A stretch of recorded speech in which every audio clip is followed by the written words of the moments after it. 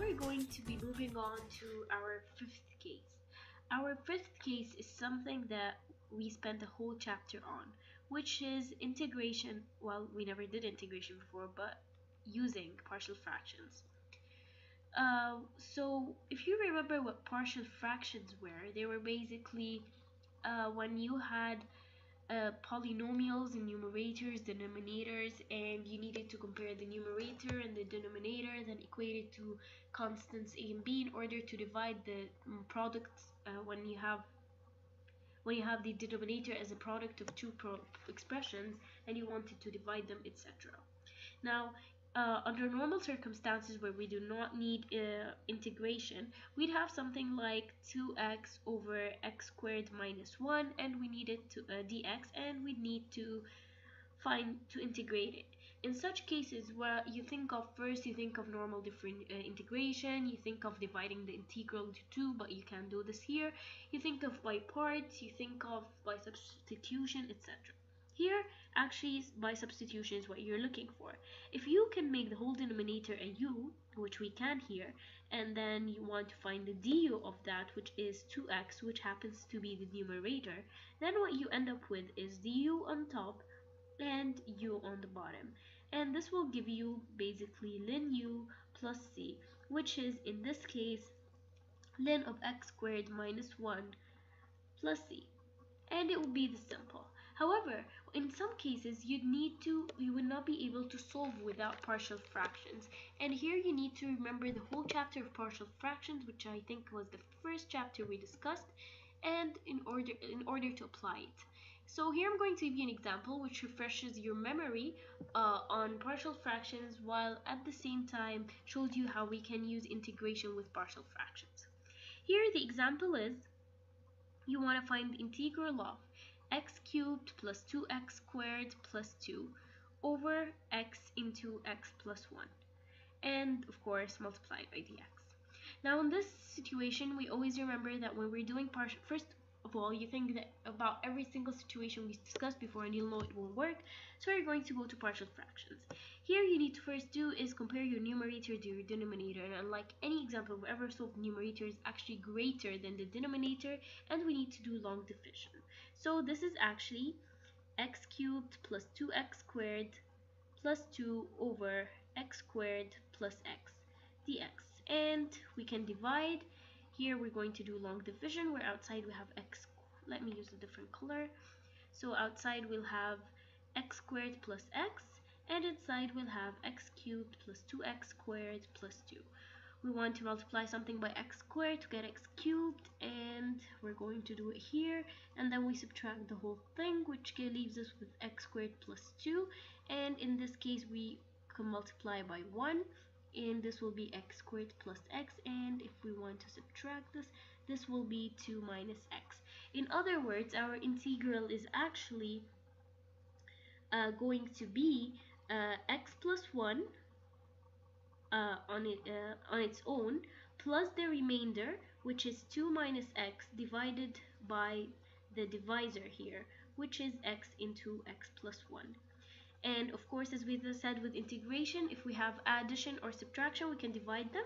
So this is actually integral of x dx plus integral of dx on its own, plus the integral of 2 minus x over x into x plus 1 into dx.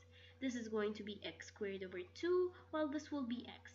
Here though, we'll need to apply partial fractions because we can do anything further.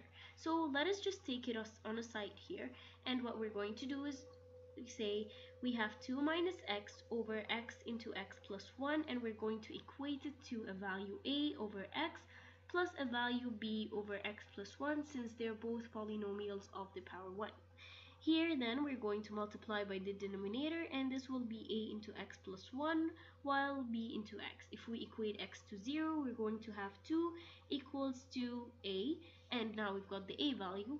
And if we put x as negative 1, this is going to be 3, and this is going to be negative b, so b is negative 3. And this will tell us that this is 2 minus x over x into x plus 1 can be stated as 2 over x minus 3 over x plus 1. What does this leave us with? Then we know that we actually have, let's just close our box here that we did, and this tells us that we have x squared over 2 plus x plus the integral of 2x over x minus 3 over x plus 1 and into dx. And as we said, with integration, addition, and subtraction, we can divide them. So this is actually x squared over 2 plus x plus integral of 2 over x dx minus integral of 3 over x plus 1 dx. We can take the constants out, so this will go here while this will go here, and this will be 1 over x, and the integral of that is ln x, so this will be x squared over 2 plus x plus 2 ln x, and this will be minus 3 into ln of x plus 1, and never forget your plus c.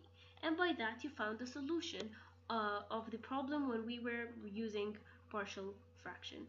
This is simply it. You just try to divide the partial fraction in order to be able to change it into ln when you integrate, and that is basically it for integration using partial fractions.